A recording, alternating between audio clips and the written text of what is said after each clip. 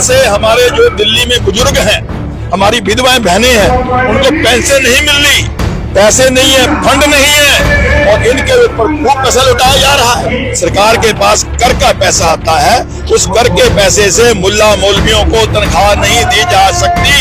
हरजिंदर गौतम ने खुलेआम हमारी देवी देवताओं का अपमान किया, जबकि ये किसी का भी अधिकार नहीं है।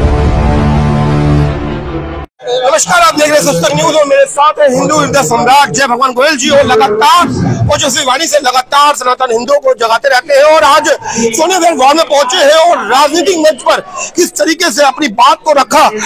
मंच तो राजनीतिक था, लेकिन सारी बात मैंने हिंदुत्ववादी सुनी। तो किस तरीके से देखते हैं कि इस राजनीतिक मंच पर आपने जो बात रखी?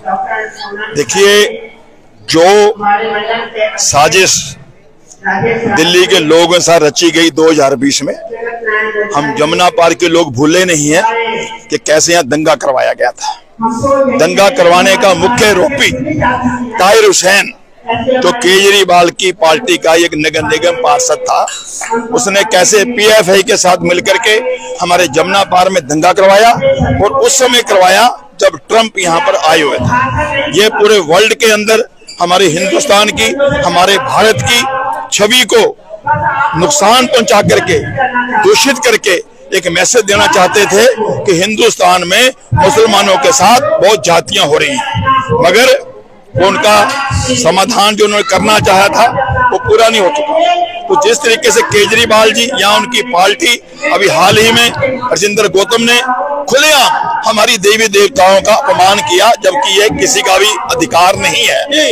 अभी मैंने आज ही दैनिक जागरण के फ्रंट पे सुर्खी है, जो हमारे भारत सरकार के जन सूचना आयोग हैं, उन्होंने स्पष्ट कहा कि जो सरकार के पास कर का पैसा आता है, उस कर के पैसे से मुल्ला मौलवियों को तनख्वाह नहीं दी जा सकती। मगर यहाँ पर दिल्ली में खुलेआम हमारे दिल्ली के जितने मुल्ला मौलवी हैं, 18,000, 20,000, 25,000 रुपए उनको तनख्वाहें दी जा रही हैं और हमारे मंदिर के पुजारी को 100 रुपया नहीं, गुरुद्वारे ग्रंथी को 100 रुपया नहीं और तो और जो हमारे मंदिरों में बिजली के बिल हैं और कमर्शियल लिए जा रहे हैं और मस्जिदों के बिल हैं आते ही नहीं, अगर आते हैं तो ना के बराबर आते, भरे नहीं जाते। तो ये जो सतेला व्यवहार मेरी दिल्ली के अंदर हमारे लोगों के साथ किया जा रहा है, समय आ गया है कि दिल्ली की जनता बावजूद लगातार विधानसभा में सुपड़ा साफ दिखाया जाता है। तो मैं ये नहीं समझ पाता हूँ कि दिल्ली की जनता समझ क्यों नहीं पा रही है।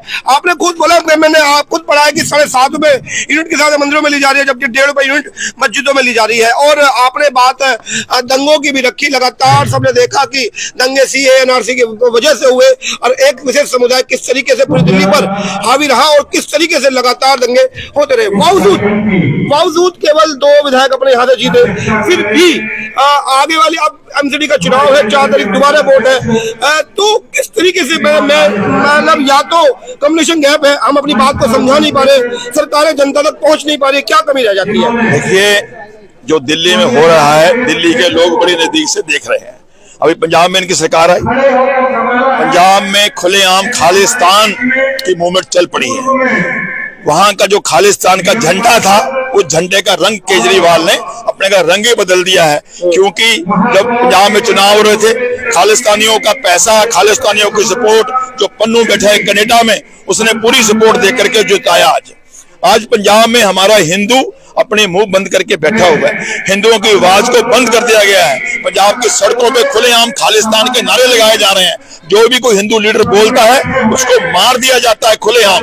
और हमारे मंदिरों पे अटैक हो रहे हैं, काली मंदिर पे अटैक हुआ, अभी एक जलंधर के अंदर जागरण था, उस पर अटैक हुआ।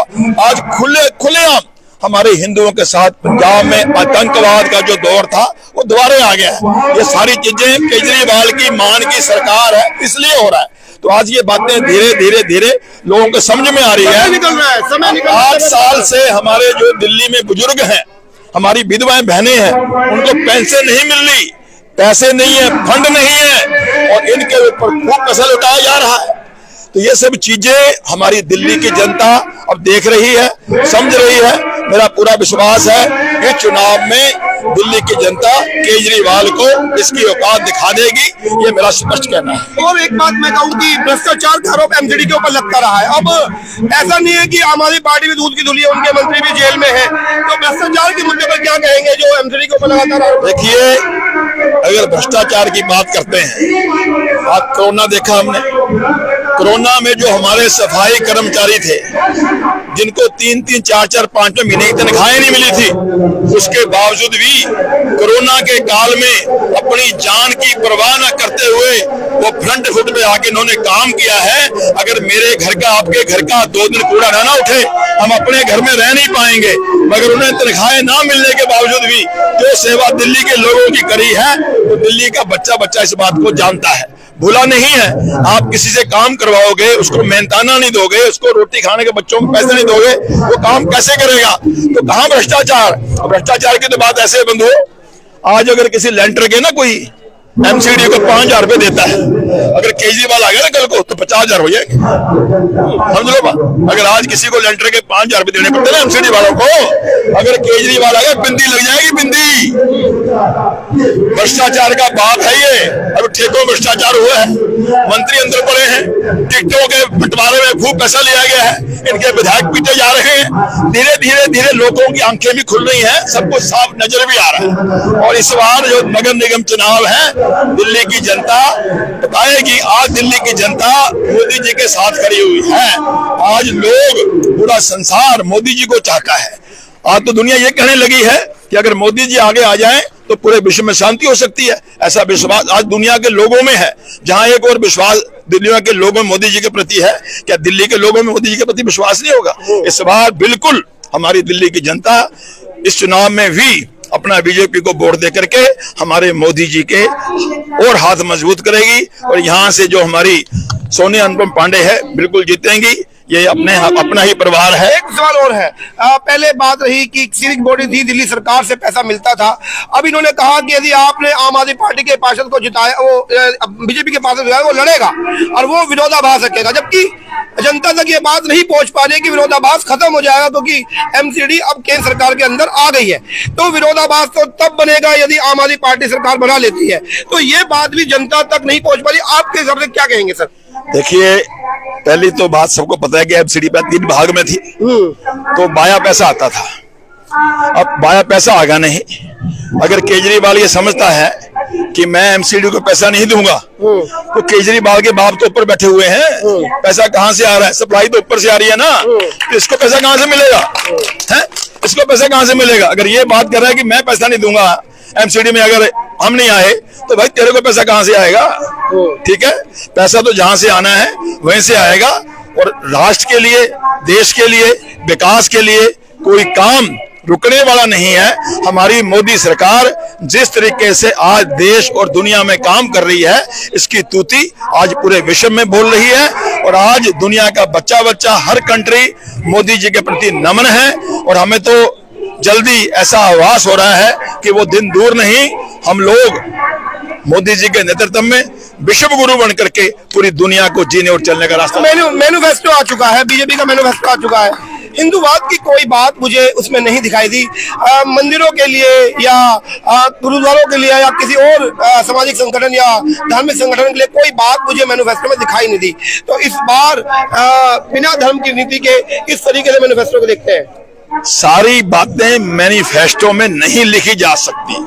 हम बोल रहे हैं डंके की चोट के ऊपर है, ये मैनिफेस्टो का बाप है। ये मैनिफेस्टो क्या करेगा? हम जो बात बोल रहे हैं ना, डंके की चोट पे बोल रहे हैं। और जो कुछ हमने बोला है, एक एक बात होगी।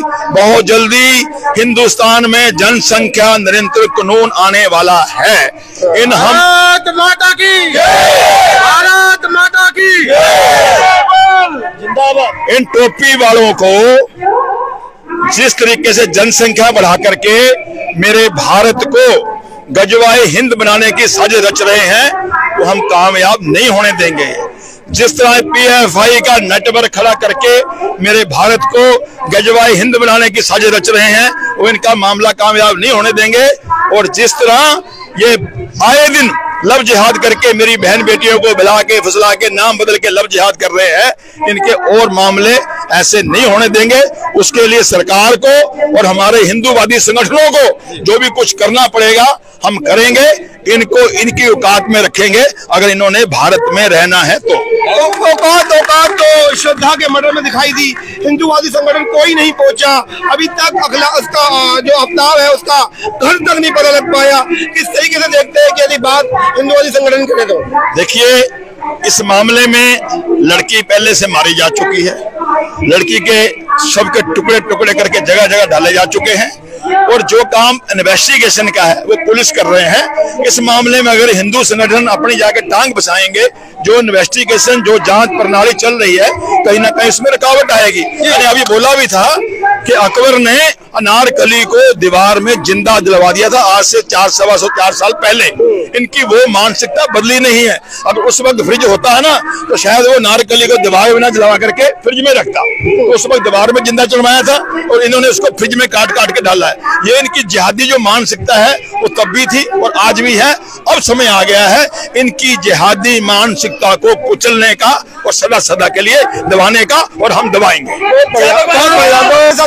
अब ये जो मेरे साथ जय भगवान योगी ने अपनी ओजस्वी वाणी से राष्ट्रवाद हिंदुत्ववाद की बात रखी और यदि राजनीतिक मंच पर अब हिंदूवादी बात होने लगी है तो अब यह बात देखने वाली रहेगी कि समाज का हिंदू एकजुट होकर किस तरीके से भाजपा को मजबूत करता है। क्योंकि यदि अब भी हिंदू विखंडित होकर बट जाता है तो इस बंदर बाट में जीत हासिल कौन करता है यह सभी जानते हैं। अब सोच आपके ऊपर है, मैं अपनी कवरेज आपको छोड़ कर जाता हूं।